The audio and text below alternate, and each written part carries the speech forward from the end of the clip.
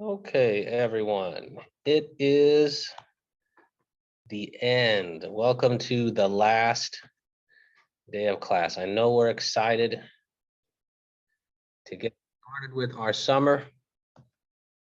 Let me quickly point out that I made an announcement. Someone has seen it already. They wrote a nice message for me on the board.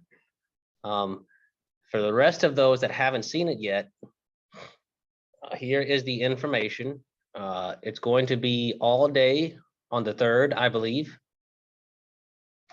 Let me see. That's what I wrote. Is that correct? Yes, that is correct. It's going to be all day on the 3rd, just like the midterm. You don't have, once you take it, it is timed. So there's a time limit. Vocarium, there's the password, final-vocarium. And you have 30 minutes to complete this portion. For the Canvas multiple choice, the password is final-C. You have 150 minutes, and this part does require the lockdown browser. So good luck. I'm sure you all will do great. Yes. Enough questions that you can comfortably answer them in 150 minutes. Any other questions? Yes. So for the final vocarium, is it like you can get like 100 or 0? Well, it's like every vocarium assignment you've had. I have a number of tests built into it, and for each test you pass, you get a certain number of points. So of course, if you passed 0 test cases, you will earn a 0. And then for each test case you pass, you'll earn a certain, whatever those are worth, right? So if there's 5 test cases, they're worth 20 points each. Any other questions? It is cumulative, the vocarium is not just destructs. That is correct. It is naturally cumulative. It has to be, right? So how do you write a function without variables? You can't, right? I guess you could. It'd be very hard to do though, right? And everything is done as in function, so obviously that's going to be covered in So is it mainly focused on the structure, or is it everything. everything? If it's any consolation, I will say that historically, the majority of people tend to do better on the final than they do on the midterm. So that's been the case historically. And I think the midterm, in my opinion, the midterm comes kind of early on. I know it doesn't feel like it, but it comes quite early in the semester. You've only covered like one major topic. So everything's still a little bit strange. By the time you get to the final, you've seen everything and you kind of have a better sense of programming. So that's my take on it. Maybe that's why people tend to do better on the final, but if it makes you feel any better, again, historically, people tend to do better on the final by a lot, by a considerable amount, by at least 20 points, like average. So, all right. With that, I guess let's go back here. I don't know why I closed that. And today, we are going to work on an exercise. So this is kind of piggybacking on the last exercise we did, right? The one we did last Wednesday. The only difference, this part is still the same, right? We're still doing this like we did before. The only difference is now we're going to have this information in a text file. So remember last week I said just make it up. Just make a struct, put some random information in here, and then calculate a grade, right? Calculate a final grade using the random information you put in that struct. This week, we're still going to want to make a struct, but instead of populating it with random information in our program, we're going to get that information from a text file. So you would have a text file that looks something like this, right? And what you see right here, this first number, that's how many categories there are. Because if we're going to be really dynamic, classes can have different numbers of categories. Maybe every class doesn't have the quizzes, homework, zyBooks, midterm, and final. Maybe that's not the breakdown for every class, right? Maybe some classes only have 4 categories or some have 6 or whatever it could be. So that number is going to be at the top. So when you open the file, the first thing you scan will tell you how many categories there are, and you use that number for everything else. That tells you how to make your struct. That means you can't make fixed arrays anymore, right? So remember last week we did everything fixed. Everything was in 5. Make a weights array of 5. Make a grades array of 5. Make this. Not this week. This week it's going to be, everything's going to be completely dynamic, and it's all going to be based on that first number that you read in. So I'm going to read that number in, and I'm going to use this to build my struct. Everything's going to be dynamic. So that means your struct is going to look different as well, right? It's all going to be dynamic pointers now instead of fixed arrays, except for the primary grade array. So here's a tabular representation of the text file. Maybe I have something like this. 5. Here are the weights. So I have 5 categories. Here are the weights for each 5 category. Here are the number of assignments in each category. So it's a little bit different, I suppose. So category number 1 has 5 assignments. Category number 2 has 9, 9. And then of course the midterm and the final only have 1 each. And I guess I've missed that row of 5. So pretend that shifted down 1 and there's a row of 5 here. That's what your file would look like. It would have 5, 9, 9, 1, 1. And your text file, of course, you wouldn't see the borders and the columns that you do you wouldn't see the borders in a text file, but numerically it would have maybe something like this in it. And you'd have to read that information in. You'd make a struct that could store this and read it in and use that to calculate your grade. Does that make sense? All right, good luck. And then when you're done, save it in another text file, right? So you're going to read in from one text file, save the final. So you might save, for example, 88B, right? You might save that in another text file. So don't just save the score, save the letter grade too. Good luck.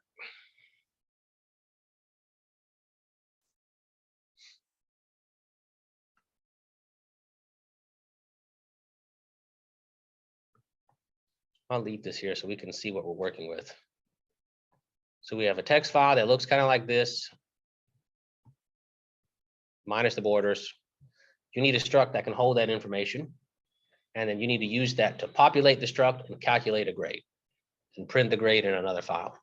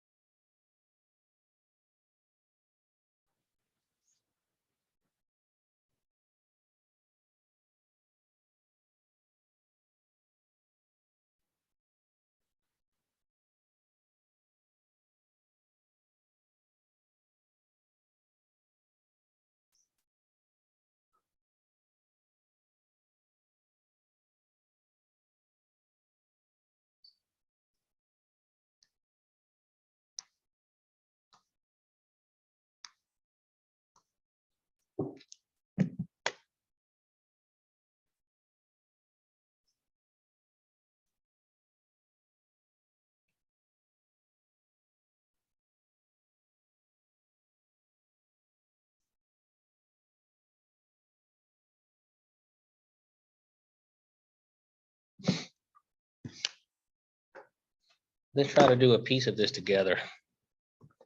Let's build the struct together. Oops, come on.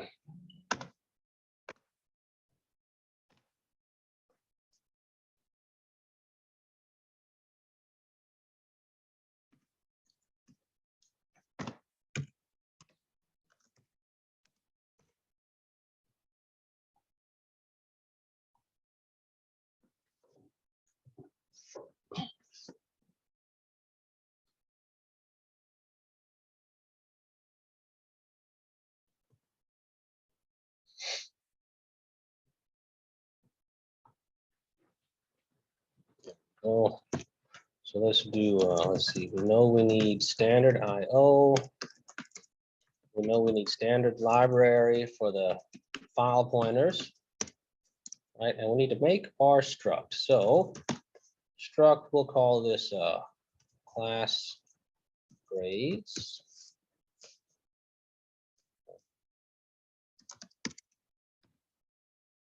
And what do we need? So if we take a look at Canvas here, we see a couple of things. So this information that's in the text file, I need to bring it into my computer program. So I probably want to make some variables to store this in. And ideally, I'll store all of this inside of my struct. I can store everything in the struct or some pieces of it. So let's go ahead and just store everything in the struct. So we know my file is going to look like this. I'll have some number that represents the number of categories, right? So we can do maybe int num categories. Then what do I need here? So I don't know how many of these there are going to be, right? Not when I'm writing the program. I will know it once I start scanning the file. So what kind of data structure can I use to store that? 1+ pieces of information.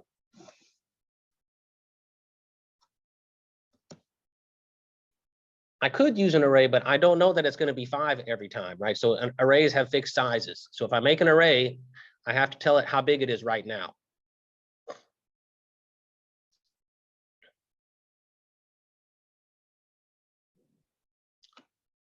There's a special type of array that I could use, right? What do we call it? A dynamic array. And what really is a dynamic array? How would I make a dynamic array? It's a pointer, that's right. So int, or actually, I can't use integer, right? Because these aren't whole numbers. So what kind of pointer would that be? Well, it's a double pointer, and we'll just call it the weights array. Right, so now I have something that I can use to dynamically store some weights. All right, and then we need another array, similar, right? Because I don't know how many categories I have until I open this file and start scanning things.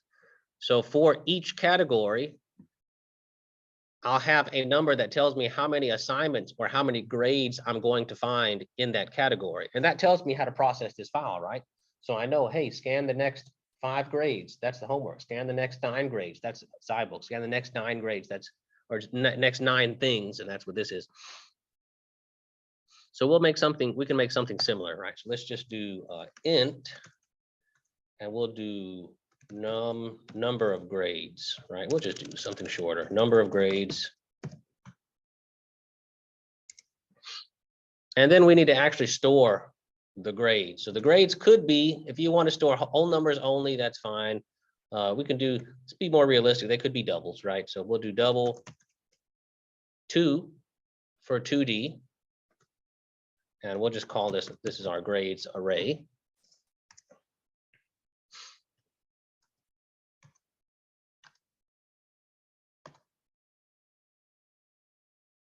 And it looks like that's it, right? So these are just the grades that we have. So that's what's going to be in the text file.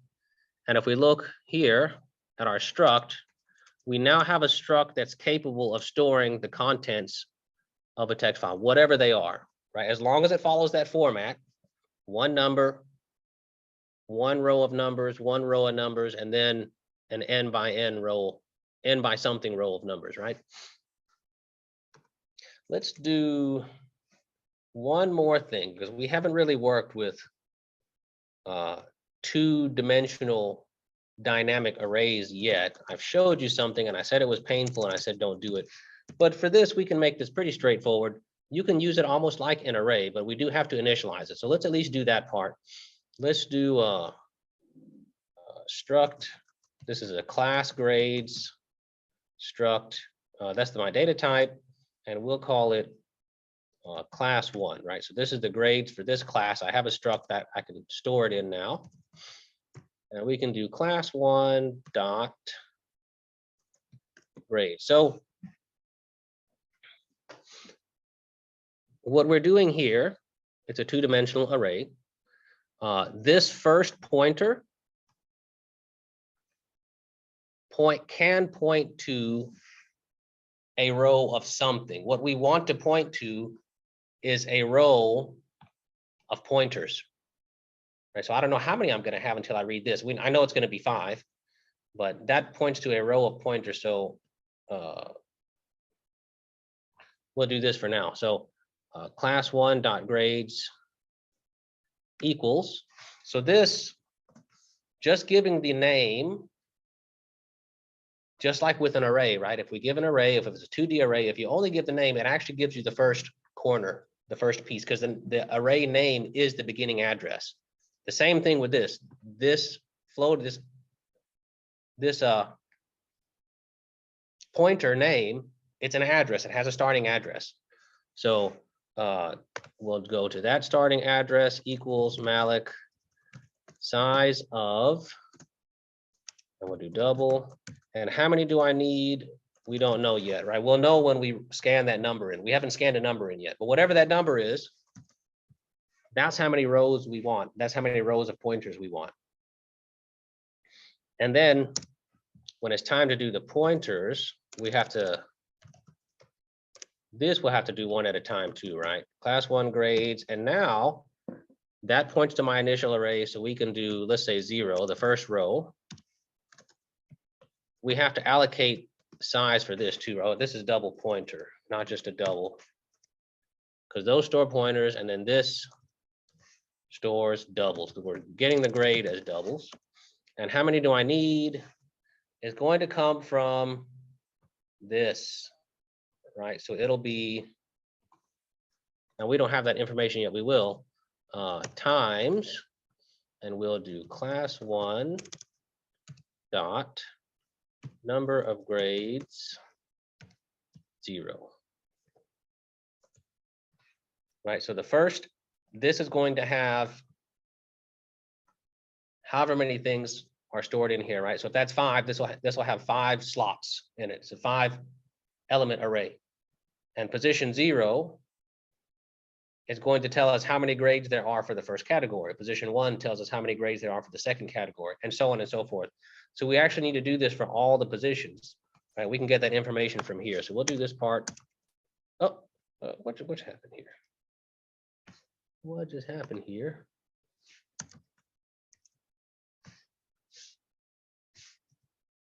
One, 2, 3, 4, 5. So we got 0, 1, 2, 3.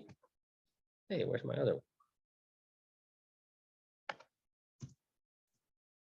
0, 1, 2, 3, 4. Oh, we actually don't need, we actually don't know how many we have yet. We need to do some type of loop for this, right? I'll get you through this part. This part is a little confusing. So I will have a value, right? Eventually, or actually we don't need I, we're going to get it from that number. So we'll do for, oh, I do need I for my loop. For I equals 0, I is less than class 1 dot number of categories. That's how many times how many things are in our array has, right? How many weight categories there are. And then I plus plus. And then here we can just use I. Oops. So we don't need all that. It's not fixed this time. It's better not to do it this way anyway. So there we go. So now we have a loop that will go through each row of this, and it will allocate an array that's big enough to store one number for each grade we have in that category, right? So this will make that 2D array. Now, of course, we don't know this yet because we haven't started working with the file yet, right? We'll get this information from the file. So we understand that we can't actually do this part until we start scanning things from the file.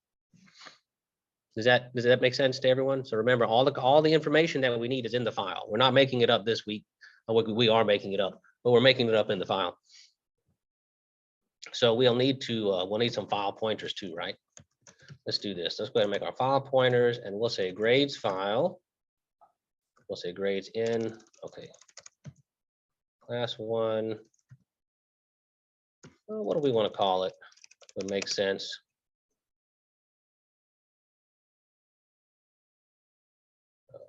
Class 1. We'll call it class grade. Oh, okay, we'll just do that. Final grade.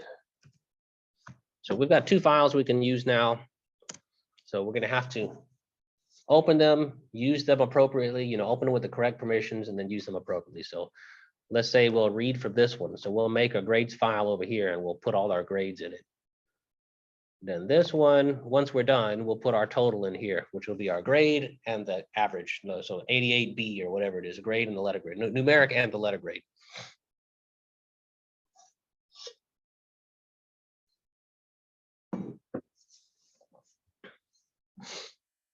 And these are going to be similar, right? How many weights do we have? Well, I don't know yet. I can't do that until I start scanning the file, or maybe I can do it as I scan the file, right? Double grades,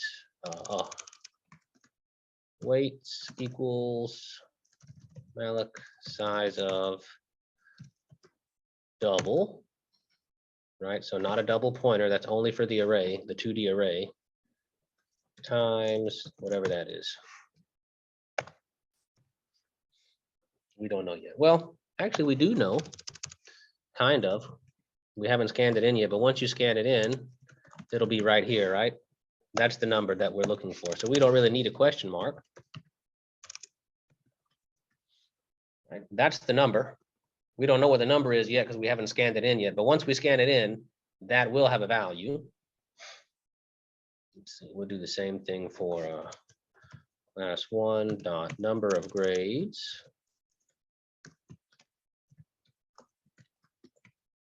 Int times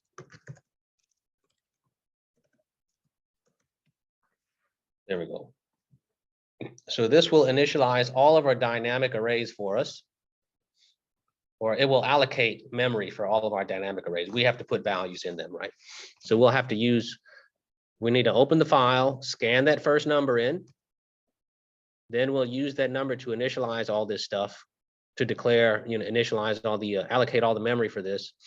And then we need to start putting things in it, but we can use it like an array, just like we did here, right? You don't have to use pointer syntax. If it's easier to understand, we can do things this way. And when you're putting grades in, we can do that like an array as well. So we don't have to use pointer syntax when you're putting the grades in. You can do something like this. Class 1 dot grades 0, 2, right? So you don't have to use pointer syntax, right? So we can do it just like this. We can use array syntax to interact with our dynamic array.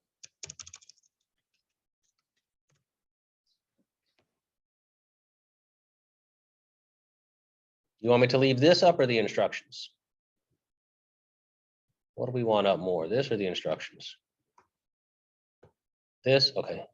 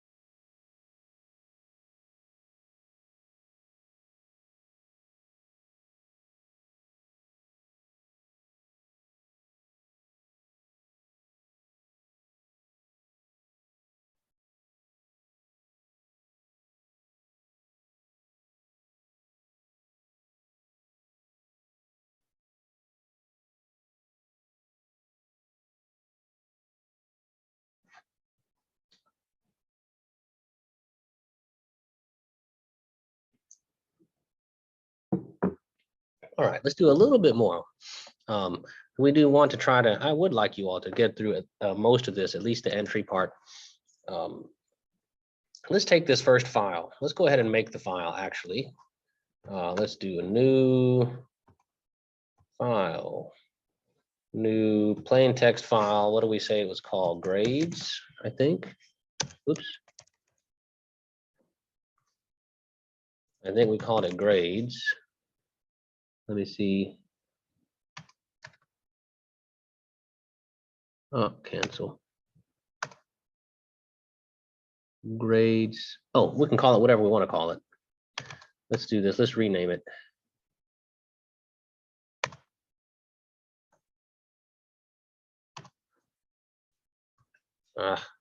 File. Save as grades. We'll do that.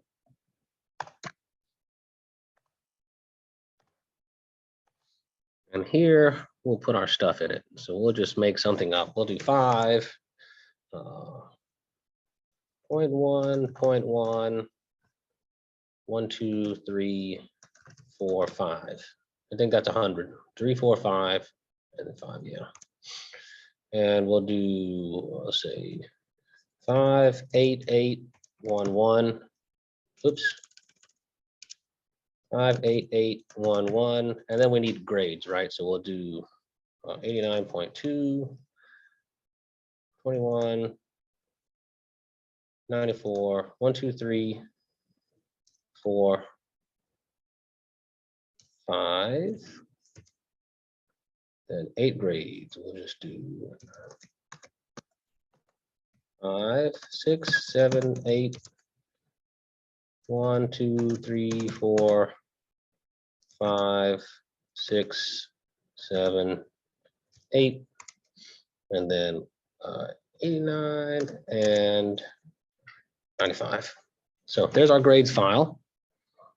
So let's go ahead and open that file up and at least scan that first number in. How would we open that file up? Using this file. Let's use this one here. How would I open that file up so that I could read from it?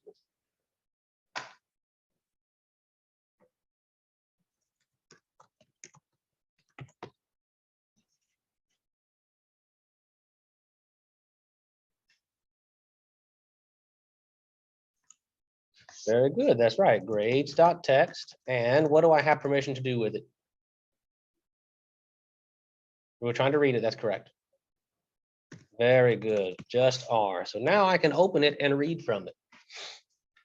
The second one, we can open it now if we want to, or we can open it later. It doesn't matter. We don't need it right now. Later, we'll write to it. We can choose to open it then, or we can go ahead and do it now. Let's go ahead and do it now, actually. So it's at least in the same place. And we'll do final grade text. And this one, we want to give what permission?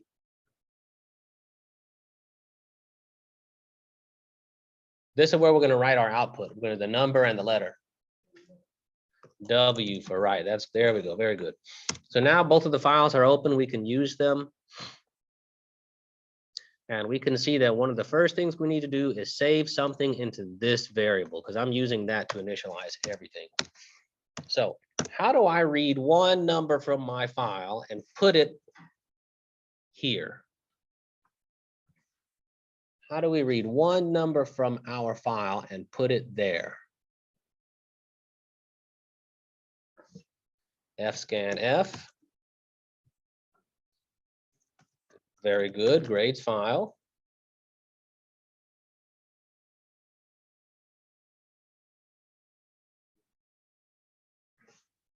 Yeah, here's the grades file, right? So we're trying to scan that.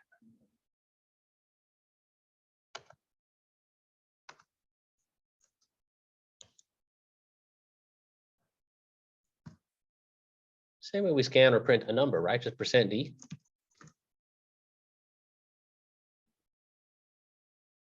Yeah, where am I putting it? So here's the, I got to put it somewhere. We need an ampersand. They're going to put it at some address. Where's the address? Where am I putting it? This is where we would typically provide the variable that we're going to store it into, right?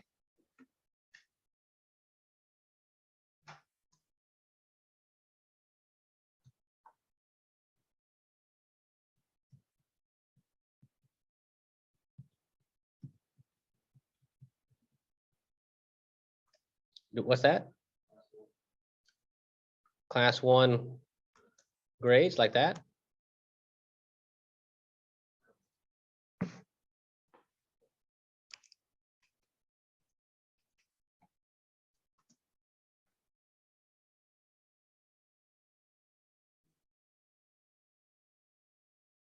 So before we can allocate, what's that? It is num category. So do I just write num categories like that?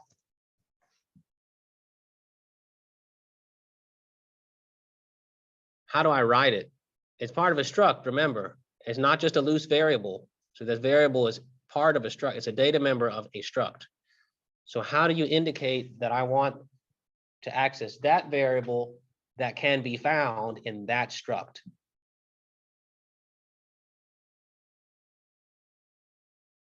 Well, grades file is my file pointer. That's not a struct. There you go. Class 1 is the name of my struct. We just put this right here, right? So class 1 is the name of my struct. Dot, and here's the variable I want to access. So we can try to validate that. Let's print it out and see if that actually worked. And once we have that number, we can do the rest of this, right? This will work once we have that number. We just need that number before we can do that. So let's print it out and see if we actually scan the correct number. We'll do class 1 dot number of categories. So let's compile it and run it. And sure enough, very good, excellent. So we were able to scan a number and put it into that variable. And in addition to that, now that we have that number, all of these have had memory allocated for us. So we have memory allocated for all these variables now as well.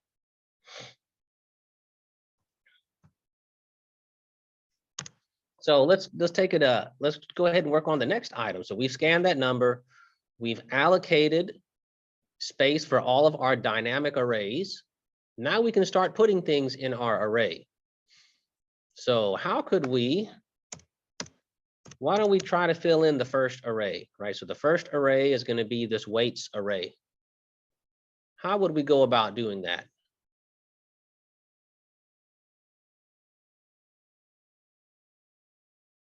There's already an example here. You can kind of take from what's already on in the code. So how big is my array? Let's say this, how big is my array?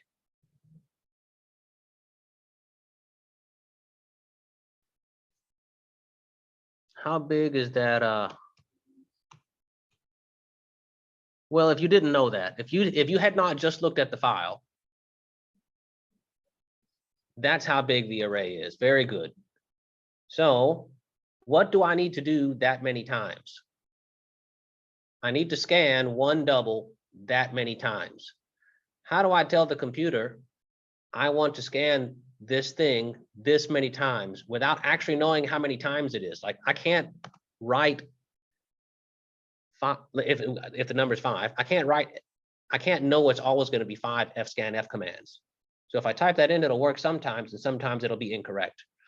Right. So how do I code this so it's flexible enough that whatever that number is, it's always going to execute the correct amount of instructions? I could use a for loop. Very good. I equals 0 and I less than what? When do I stop? There you go. So that's how many numbers I want to read in. And where am I going to put these numbers? They're doubles, and we're trying to fill in this weights array. So how do I do that? How do I say that?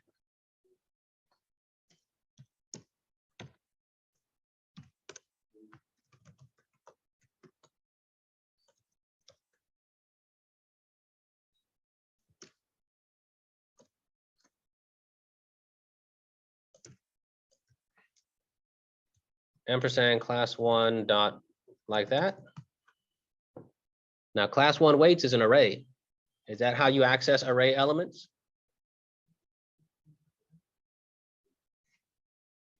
Very good. We could do that if you wanted to, but class one dot weights points to the first array element. So what's going to happen every time we repeat, it's going to save it in the first spot. So the first spot would be the only thing that had anything in it. If you did this, because that is an address, that is an actual address. That's the address to the first element. So doing this, that's the first element plus 0 and the first element plus 1 and then plus 2 plus 3. So this will actually put stuff everywhere. So there's our F-scan, and we can test it. Let's test it as we go. We'll do LF.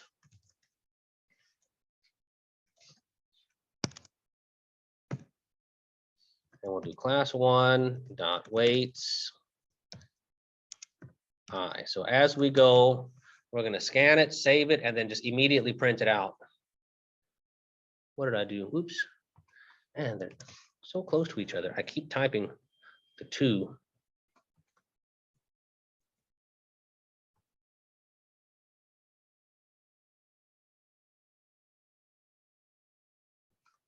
Well,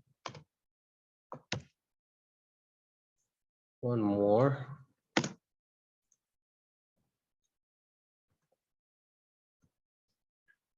And run it. And what do we get? Let's see if it's correct. We got, well, something's wrong. 10 and then a whole bunch of zeros. Well, oh, why did we get 10 and a whole bunch of zeros? I put the 0 here. Sorry about that. I did that incorrectly. Now let's try it and see what we get. Very good. And that's exactly what we should have gotten, right? And the rest of these should be as straightforward as that, right? We can do, well, not the rest of these, but the next one at least. Let's see, we don't need this anymore. We only have one instruction, so we don't need that either. We'll save some space here.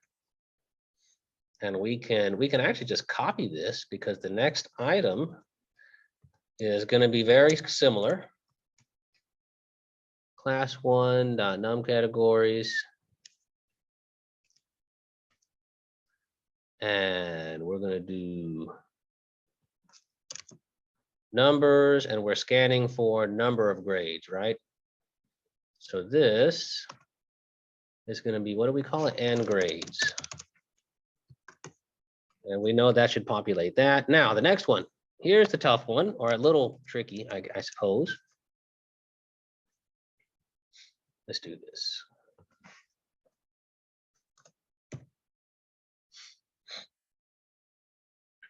Now it's time to populate that. So what are we doing? How do we do? What's the strategy? Let's think about a strategy first. I've been scanning my text file, and so far I've scanned that. Now I'm ready to scan the rest of this.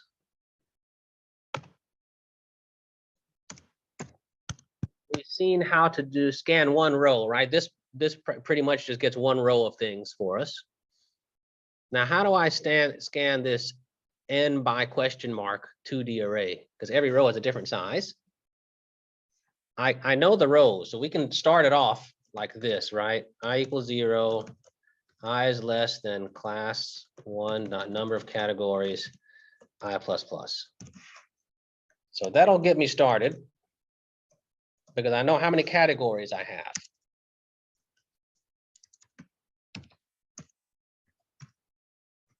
But I have more than that many that many things to scan, right? So for each of those categories, I have a certain amount of grades that I need to scan. So now what do I do?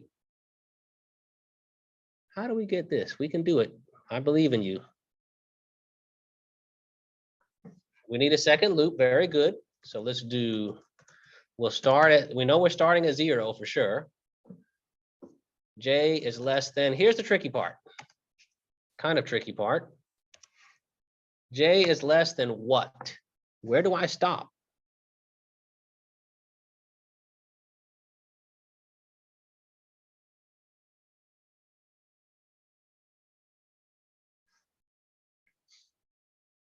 So let's look at this file here.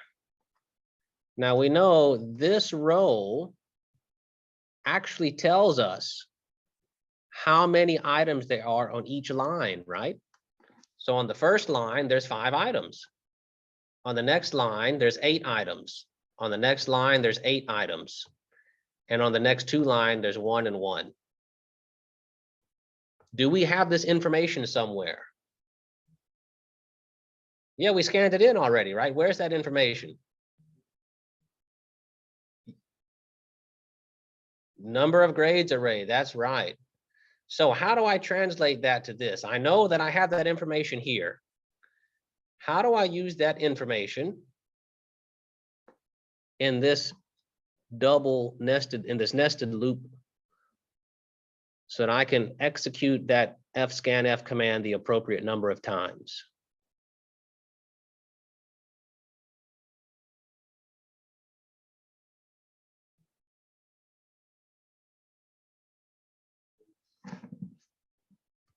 Class 1 dot number of grades. You said what? 0.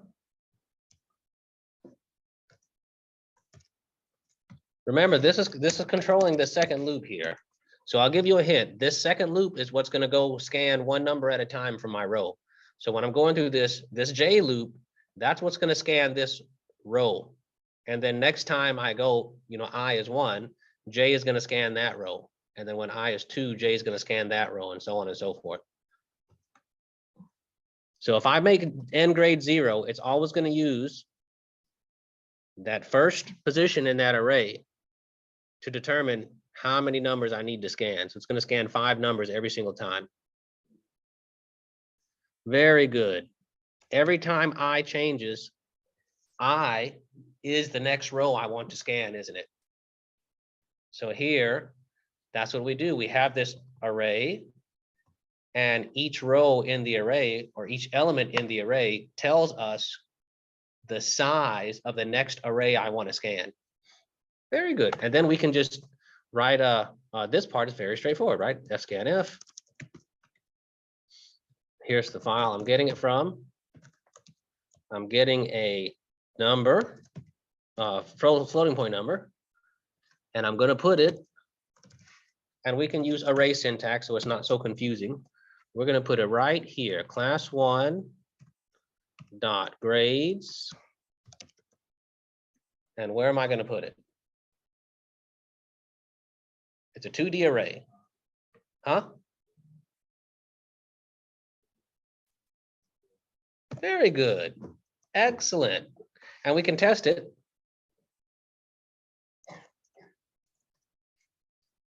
Let's test it out.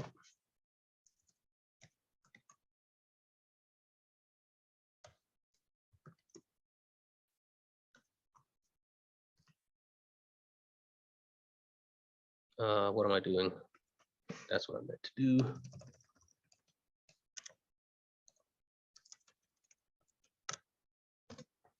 We'll do that, and then just to be safe, we'll do another.